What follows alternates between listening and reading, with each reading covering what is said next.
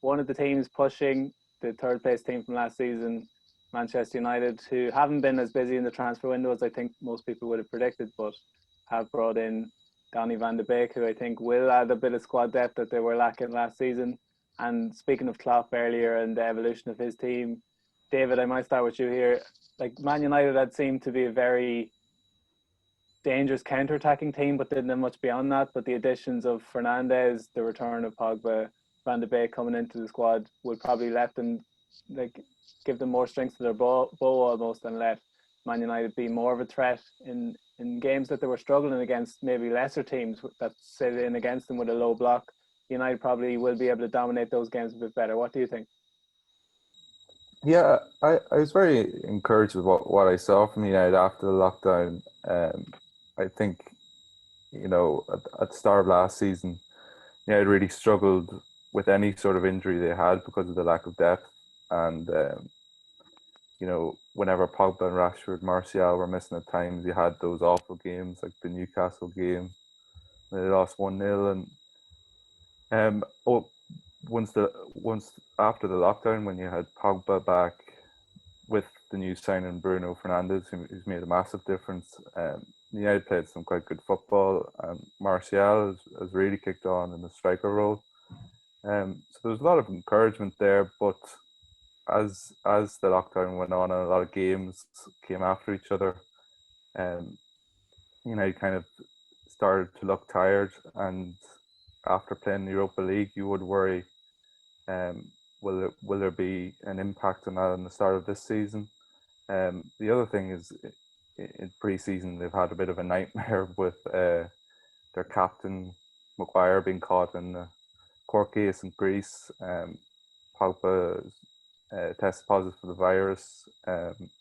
Greenwood had the incident in England, Iceland, and Wan-Bissaka, I think, has to self-quarantine because he went to Dubai. So there's a few issues there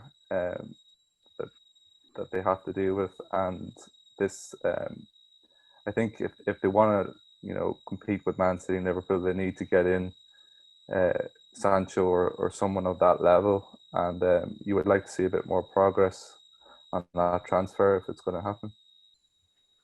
Yeah, like Van de Beek, I always thought was more of a, like, just looking at him, he's like an upgrade on Ander Herrera rather than this transformative player that's going to come in and revitalize the team in the way Fernandes has. I think he probably has potential to be better than that, but I think United fans shouldn't get their hopes up too much that he's going to come in and just change the team entirely. The likes of Sancho, David, I think that's an elite level recruit that would kick United up another level, isn't it? Yeah, like, I think when you look at the impact that Bruno's made, like, he's like you were talking about earlier with Thiago, he's the ready-made player coming in. There's no betting in period. He's come in and instantly lifted the levels of everyone around him. I remember even back to their first time together when Pogba came on, and together instantly it just seemed to gel. So I think that, as you said, Van de Beek would be one where it might take a bit of time to gel and find that right balance in midfield. Is he going to play the three of them in a midfield three, or is he going to keep kind of McTominay in there? Is he going to move someone further forward? I think whereas Sancho is coming in, you're getting a ready-made star as one of your front three, where it might also take some pressure off Greenwood. I don't know what you two think about that and about his pathway, but would you rather see him as the kind of floating impact player, or kind of a player in rotation, and have really bring in a top caliber player like Sancho? I mean, Sancho could be like Sterling is for City to United if things go well and it clicks.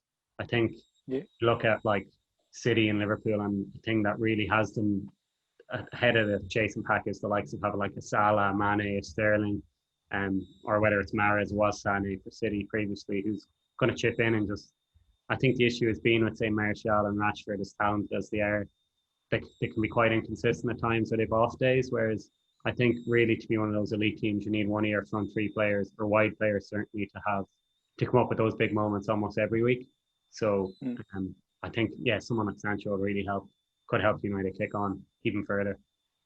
Yeah, like I don't know what Davey thinks, but under Mourinho, while they were winning trophies and climbing up the table, you never felt they were quite on an upward trajectory in terms of the broader scheme of things. But for the first time, it feels like not only, like, third was a very respectable finish given badly at the start of the season and closed very strong, and the injuries they had to withstand and all that goes with that. But I think he's approaching the transfer window correctly this year. Like, I think Jadon Sancho is the number one priority, but they're not going to be, to use that awful term, held to ransom. I think they will do what Liverpool did with Van Dijk, and if Sancho's not available this summer, they'll wait till January or they'll wait till next summer, rather than doing what they would have done a few years ago and splurging the money on a player that doesn't fit the criteria. So I think if Sancho comes in, it's an ideal world for United. They have other areas to address, which Davey might touch on in a second. But I think if Sancho comes in, and it is an interesting point about Greenwood, but I think he's the most natural goal scorer in the squad already. And I think the pathway for him will be as the number 9. And I think that will open up a whole new set of options for Manchester United. If Sancho comes in on the right-hand side, you can play Rashford on the left, you can play Greenwood to the middle, Martial as a number 10 almost, or you can play Greenwood as number 9, Martial on the left.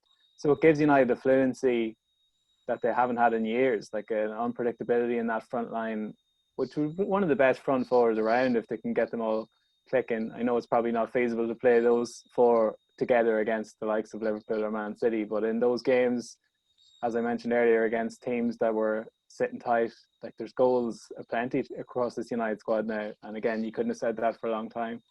Hey, Davey, any other interesting elements you want to bring to the table on United going into the new season?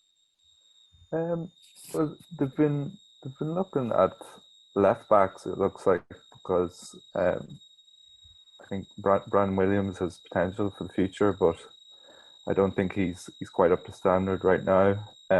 So they've been looking at Reguilon from Spain, and I've heard some rumours about Alex Telles as well from Porto. But I think the fullbacks, Wan-Bissaka and Shaw, are very good defensively, but compared to the very top teams like Bayern Munich and Liverpool, United have kind of, especially when teams sit back, they're not really getting the attacking thrust from the fullbacks. So I think either of those players could add a lot to the team, even on rotation, in terms of goals and assists from the fullback position. I guess I'd be slightly worried about the centre back options. So Maguire and Lindelof have been a decent partnership, but after that, they could do with another quality backup, I think. Bailly has been good at times, but very injury prone. And Rowe and Jones look like they're finished at the club. Tuanzebe look like he might kick on, but he's had some very bad injuries himself. So I think they could do with another backup there.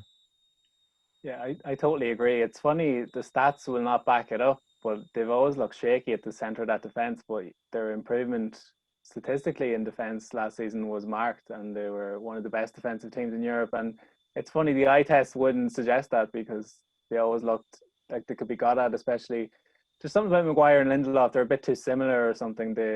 You probably need someone who's a bit more aggressive on the front foot, and someone like Koulibaly would be ideal in that mould.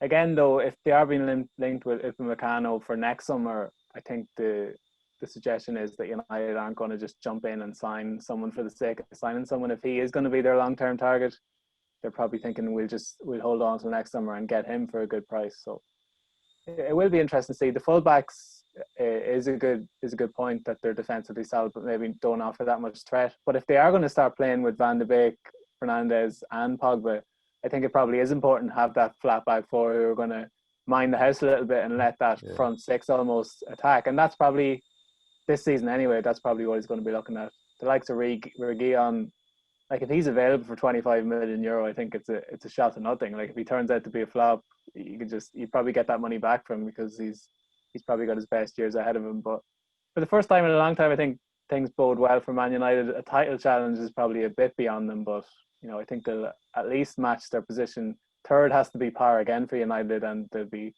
looking to improve on that again this year. Maybe break into that top 2 and win a trophy. David, from your perspective, are you concerned about Man United? Is this a resurgence, you think, or was last year full stop?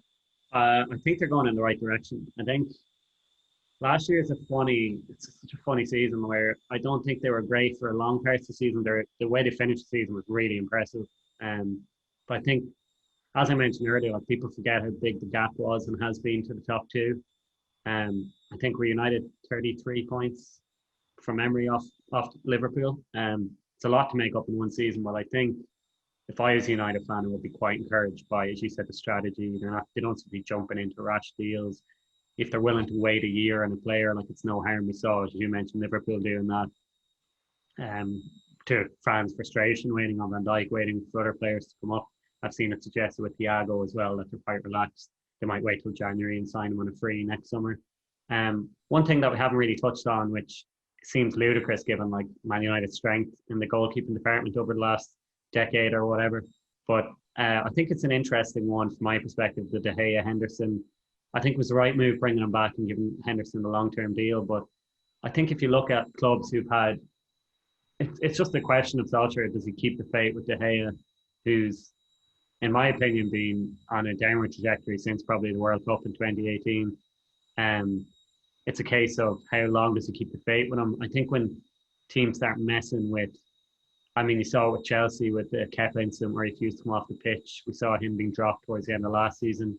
You're seeing it a bit with Arsenal now. There's a bit of confusion. Is Martinez going to leave? Is he going to stay? Because he's probably been better than Leno since he's come into the backup. So what's your opinion on the De Gea situation? Would you keep the faith with him, or would you like to see Henderson in the cups, or how do you think it should be handled? I'll see what David thinks in a second, but I know we've spoken about this before, David, and I always think with De Gea, it's not necessarily a psychological thing always. I think because he's such a high twitch, reflective goalkeeper, that just with age, those reflexes that were getting him out of jail so often with those, those crazy saves with his feet and like stuff that you wouldn't see, stuff that wouldn't be taught by goalkeeping coaches. Like you can't really be relying on those as you move into your 30s. And I think he probably doesn't have the fundamentals that other goalkeepers have. And Dean Henderson on the other side isn't the most flashy goalkeeper, but he's so solid. Like you could probably pick out mistakes on one hand that he's made. Like he made a very notable one against Liverpool, but that one aside, I think he should probably be England's number one, all things considered. And the fact that he's going to be on the bench for Man United this season probably going to scupper any prospect of that. But he's breathing down to his neck. I think it's safe to say a 6-year contract speaks to the faith that Manchester United have in him. And for the first time, De Gea knows that if he makes mistakes like he did in that FA Cup semi-final, which did seem more psychological, the Mason Mount goal where he just it seemed like any sort of shot would have gone in that day. I think for the first time he knows that there is actually a ready-made replacement there. It isn't Sergio Romero, who's a great backup but not ready for elite level first choice goalkeeping. Dean Henderson's ready to step into the void, and I'd be interested to hear what Davey has to say about that. Yeah, I think that's kind of what De Gea needed, was just a kick up the backside, because it was a very number one, number two relationship with De Gea and Romero there, whereas Henderson is out to take his position. I think if he starts the season with De Gea, I think I'd be willing to have it. But I think De Gea made so many important mistakes last season. If United want to compete at the top of the table, they just can't have that again. So I think De Gea really has to watch. He's only a mistake away from being replaced by Henderson, and it's a good dilemma to have for United, because it is two quality keepers, or at least De Gea was quality. But I think I would have hoped that De Gea might come back, because he is still quite young, and if you look at a lot of goalkeepers over their careers, they have ups and downs. Even if you see, Manuel Neuer has had a brilliant season. Only 2 or 3 years ago, it looked like he was, outside the top 5 keepers in the world in terms of form, but he's come back. So I am hopeful that De Gea might come back into form, and I hope the Henderson rivalry will do that. Do you think this is something I know Ronan and I have discussed before, where it could almost be a case with De Gea, like a Fernando Torres or Wayne Rooney, that they've been at the top for so long, so young, that I know people are expected that traditionally, like it's people expect that your prime is going to be your late 20s. Do you think it's a case possibly with him? He's only 29, that his best years maybe are behind him, that he has peaked and had those 10 years, say, at the top. He's had an incredible career. Do you think that this is a slump still, psychological, whether what it is, what the issues are, or do you think that it's a physical issue, as Ronan has kind of suggested, that his reactions aren't what they used to be for his unique style? Do you think he will bounce back to the top and be what he was, either of you, or do you think that he is probably on the downward spiral now, despite his relatively young age for a goalkeeper? De Gea, at his peak was, one of the best shot stoppers that there's ever been, but he's always been lacking in comparison to, say, Emmanuel Neuer in distribution and coverage of the box. So, as Ronan said, Henderson is much more accomplished at those things. So De Gea really has to get back to that level to justify his place in the squad, I feel. Yeah, I'd echo that. Like, he never, and like, it's a funny one because I'd be the first to bang the drum about shot stopping still being the number one thing. Like, there's so much emphasis on distribution and being good with the ball at your feet, but De Gea had the shot stopping part down, and you should be able to work on the other stuff. And he never quite got to the level of distribution or coverage of the box, which is such an important thing in English football, particularly when you have so many crosses to deal with.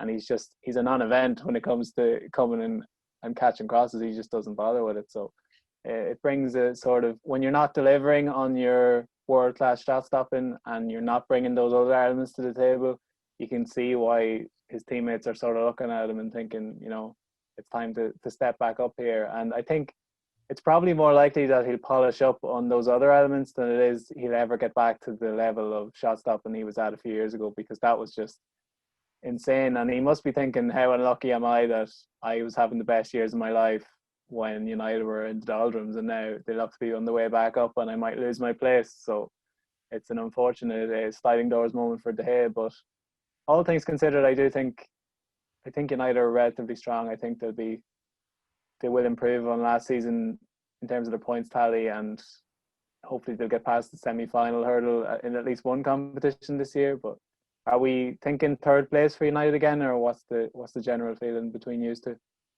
I think they'll finish in the top four, but I'm not sure where. I think there's so many. As I keep saying, I think the gaps will be a lot more narrow this year. And it's definitely interchangeable from last year who's going to finish where. But I think this might be just 1 year too soon to really go hell for leather at the title. I think they might drop away. I think it feels like it took Liverpool really a year after making all those signings. Like, I know they only lost the league by a point, but then you look at the difference within that 1 year of losing by a point and winning it by 18. I think United are maybe 1 or 2 years back in their development from my perspective, but I could be proven wrong by Christmas. Yeah, someone put it to me that Solskjaer could turn out to be the Brendan Rodgers of Man United, where he does a good job, brings them up to the next level, gets them playing correct football style, and has things pointed in the right direction. But then it might take a top level manager to come in and kick them over the edge. But that remains to be seen. I think Solskjaer has earned a bit more time, and it'll be interesting to see how they get on this season. Davey, what's par for United this season? And do you think Jadon Sancho's arrival, if it happens, will alter things massively? Do you think it is dependent on him coming, what their prospects are going to be like this year? Yeah, I think that's the key if they want to move towards title challengers. I think top four again is the goal. But I think Chelsea will probably finish out of them at the moment, just based off the transfers.